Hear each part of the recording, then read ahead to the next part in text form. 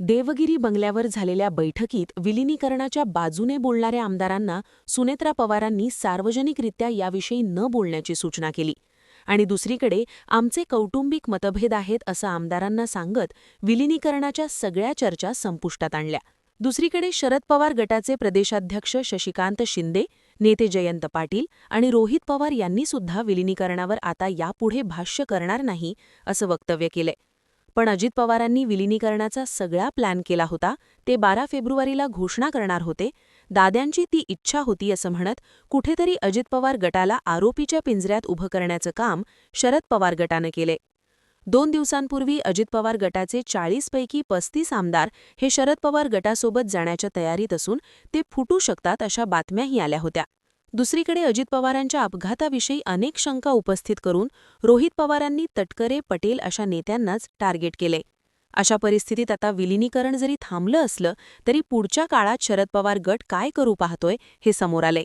आमदारांना फोडण्यापासून ते दादांची सहानुभूती आपल्याकडे घेणं असो, शरद पवारांच्या राष्ट्रवादीचा ओरिजिनल राष्ट्रवादी म्हणून एस्टॅब्लिश होण्याचा प्लॅन काय आहे पाहूयात आजच्या या व्हिडिओत.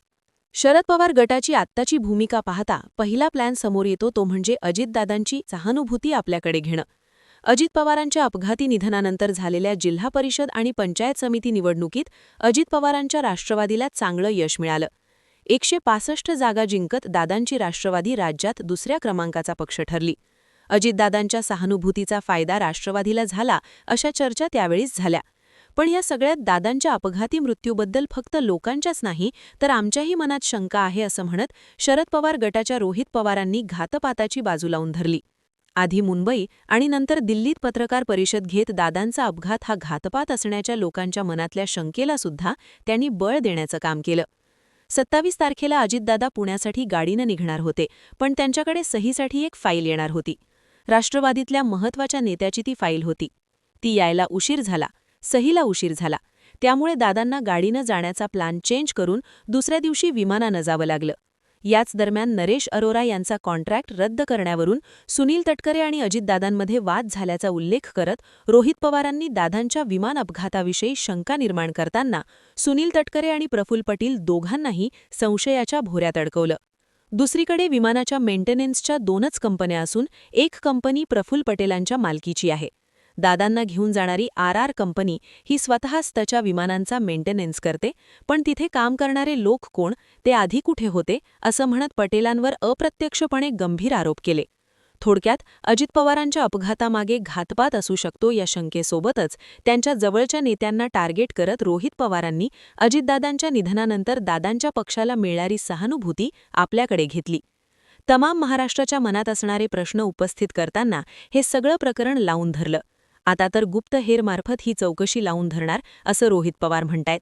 थोडक्यात एकीकडे अजित पवारांच्या पक्षातले 1-2 नेते सोडले तर कोणीच हा घातपात आहे किंवा या प्रकरणातील चौकशीविषयी बोलत नसताना शरद पवारांच्या पक्षात असूनही माझ्या काकासाठी मी लढणार असं म्हणत रोहित पवारांनी हा विषय लावून धरलाय. त्यामुळे अजितदादांच्या निधनानंतरची सहानुभूती ही त्यांच्या पक्षाकडे न जाता रोहित पवार आणि शरद पवारांच्या राष्ट्रवादीकडे जाताना दिसते. शरद पवारांच्या राष्ट्रवादीचा दुसरा प्लॅन दिसतो तो म्हणजे अजित पवार गटाच्या नेत्यांना आपल्याकडे घेणं. सुनेत्रा पवारांनी घेतलेल्या बैठकीत शरद पवारांच्या पक्षाला सोबत घेण्याबद्दल अर्थात विलिनीकरणाच्या बाजूने भूमिका मांडणाऱ्या आमदारांना तटकरे आणि पटेलांनी खडसावल्याची बातमी समोर आलीय. अजितदादांच्या जाण्यानंतर तटकरे आणि पटेल सातत्यानं सांगतायत की विलिनीकरणाबाबत काहीही ठरलं नव्हतं. थोडक्यात तटकरे, पटेल, मुंडे, भुजबळ ही अजित पवारांच्या राष्ट्रवादीची चौकडी विलिनीकरणाच्या पूर्ण विरोधात आहे हे स्पष्ट झालंय. विलिनीकरण झालं तर पुन्हा एकदा पक्षात शरद पवार आणि सुप्रिया सुळेच्या नेतृत्वात काम करावं लागेल हे या चौकडीला मान्य नाही. त्यामुळे विलिनीकरणाच्या चर्चा खोडताना हे नेते पाहायला मिळालेत. पण अजित पवारांच्या पक्षातच अमोल मिटकरी, हिरामण खोसकर यांच्यासारखे अनेक आमदार आहेत जे थेट अजितदादांच्या जवळ होते. अजितदादांनी त्यांना उभं केलं होतं. त्यांना या 4ही नेत्यांचं पटत नाहीये किंवा हे नेते यांना पटून घेत नाहीयेत. यामुळे दादांच्या माघारी अशा नेत्यांना अजितदादांच्या राष्ट्रवादीत कोणीच वाली नसल्याचं चित्र आहे. अशा परिस्थितीत शरद पवारांची राष्ट्रवादी अशा नेत्यांना जवळ करू शकते. याचं लेटेस्ट उदाहरण द्यायचं झालं तर नरहरी जिरवाळ यांचं देता येईल. एकीकडे जिरवाळ्यांवर झालेल्या आरोपांनंतर त्यांना राष्ट्रवादीच्या बैठकीत वरिष्ठांनी खडसावलं अशी बातमी समोर आलेली असताना सुप्रिया सुळेंनी लगेचच नरहरी झिरवाळ यांनी शून्यातून विश्व उभं केलंय. आयुष्यभर काम केलंय, कष्टातून ते वरती आले आहेत. ते काही मॅनेजमेंट कोटावाले नाहीत. त्यामुळे नक्की तिथे काय घडलं ते जाणून घेणं गरजेचं आहे. मी काल नरहरी झिरवाळ साहेबांना कॉल करायचा प्रयत्न केला, माझं त्यांच्याशी बोलणं झालं नाही. मी त्यांच्यासाठी निरोप ठेवला, मला फोन करा असं म्हणत कुठेतरी आपण झिरवाळ्यांच्या पाठीशी आहोत आणि त्यांना अडकवण्याचा कोणीतरी प्रयत्न केला असं सांगायचा प्रयत्न सुळेंनी केला.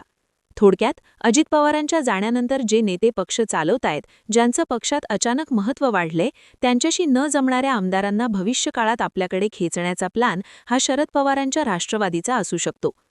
शरद पवारांच्या राष्ट्रवादीचा तिसरा प्लॅन दिसतो तो म्हणजे मराठा स्पेसचा.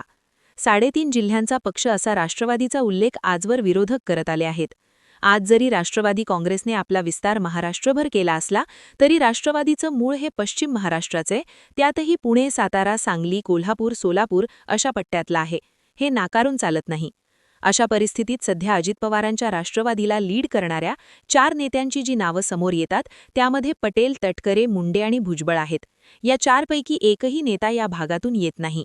तसंच ज्या राष्ट्रवादीच्या राजकारणाचं मूळ मराठा राजकारण असल्याचं सांगण्यात येतं, त्याच अजित पवारांच्या राष्ट्रवादीत प्रमुख 4ही नेते नॉन मराठा आहेत. थोडक्यात अजित पवारांच्या पक्षात जी स्पेस आहे ती परफेक्ट स्पेस आज शरद पवारांच्या राष्ट्रवादीकडे आहे, ज्यामध्ये मराठा लीडर हा महत्त्वाचा निकष असणार आहे. दुसरा निकष पश्चिम महाराष्ट्राचा असेल आणि तिसरा निकष राजकीय अनुभवाचा असेल.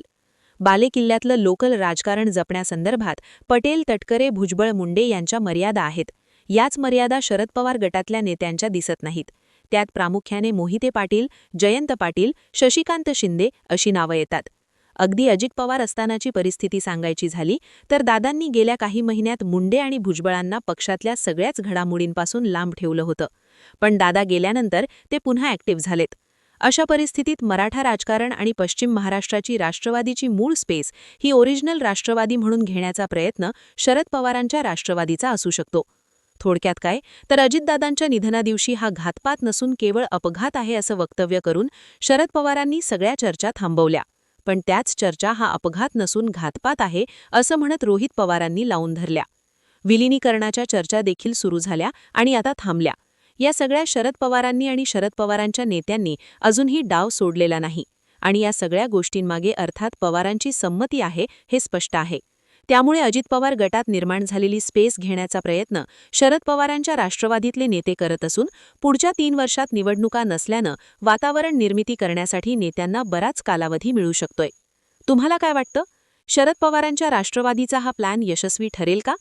तुमची मतं आणि प्रतिक्रिया आम्हाला कमेंट करून नक्की सांगा आणि अशाच माहितीपूर्ण व्हिडिओसाठी डिव्हिजन मराठी यूट्यूब चॅनलला सबस्क्राईब करायला विसरू नका.